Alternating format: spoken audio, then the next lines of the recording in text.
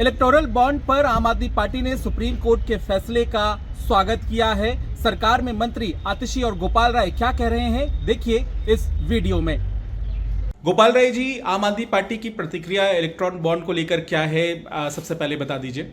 देखिए, ये एक स्वागत योग्य कदम है जो अभी कोर्ट ने कहा है, क्योंकि जो चुनावी फंड है उसको लेकर के काफ़ी दिनों से ये बात उठ रही है कि कहीं ना कहीं केंद्र सरकार के प्रभाव में इस तरह का जो है फंड का केंद्रीकरण हो रहा है। तो मुझे ऐसा लगता है कि इस फैसले से अगर डिटेल सबके सामने रहती है तो मुझे लगता है कि चुनावी पारदर्शिता इससे और सुनिश्चित होगी। आप मानते हैं कि लोकसभा चुनाव पर इसका कोई असर पड़ेगा?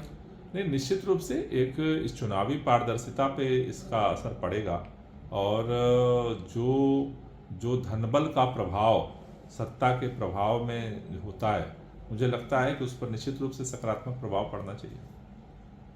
देखिए, हम इलेक्टोरल बॉन्ड्स के इस डिसीजन का स्वागत करते हैं। ये ट्रांसपेरेंसी के इंटरेस्ट में, इलेक्शन फंडिंग की ट्रांसपेरेंसी के इंटरेस्ट में एक बहुत महत्वपूर्ण कदम है।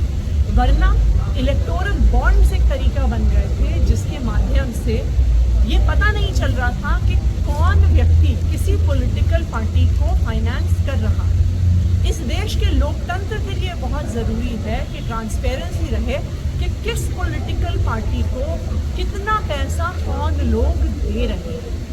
और ये बहुत खुशी की बात है कि सुप्रीम कोर्ट ने ईसीआई को तुरंत प्रभाव से कहा है कि किस पार्टी को कितने इलेक्टोरल बॉन्ड्स मिले, उनकी सारी डिटेल्स को पब्लिक डोमेन में डाला जाए। इस देश के हर नागरिक को ये जानने का अधिकार है कि जिस पार्टी को वो वोट दे रहे हैं उस पार्टी को फंडिंग कहाँ से आई, क्योंकि ये एक नागरिक को जानने का अधिकार है कि क्या जो किसी राज्य में या जो केंद्र में जो पार्टी शासन कर रही है, क्या वो अपने वोटर की चॉइस के आधार पर निर्णय ले रही है या जिसने उसे चंदा दिया है उसके आधार पर निर्णय ले रही है।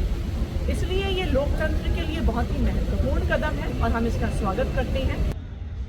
अपने चंदे को लेकर चर्चा में रहने वाली आम आदमी पार्टी सुप्रीम कोर्ट के फैसले को काफी अहम बता रही है। वो ये भी कह रही है कि लोकसभा चुनाव से पहले राजनीतिक पार्टियों के फंड में पारदर्शिता आएगी। पंकज जैन, दिल्ली, आज तक।